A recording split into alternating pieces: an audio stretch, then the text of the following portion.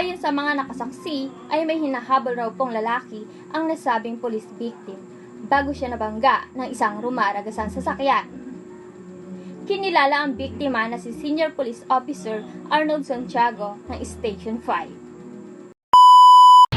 Hello mga ka-kufer! For today's video, yan, diving natin sa Akusada as reporter. Thank you kay Boss Mark at niline up tayo dito. First time natin sa Akusada.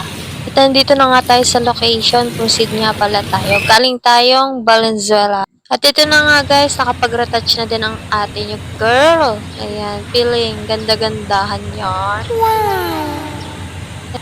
Kung napapansin nyo guys, mag-isa lang ako. So, mag-isa lang talaga ako.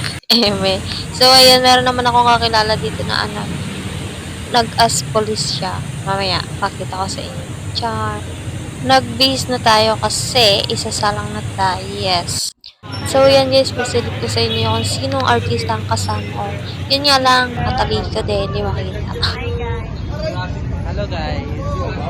Meet Lindsay de Guzman.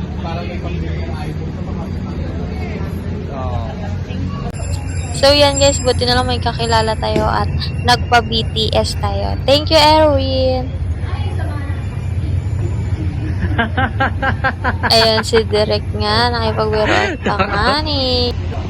Guys, share ko lang, alam nyo ba yung pinaka-ayaw ko na rule? Ay yung maging reporter. Kasi ang haba ng lines nun. Ayoko talaga nun.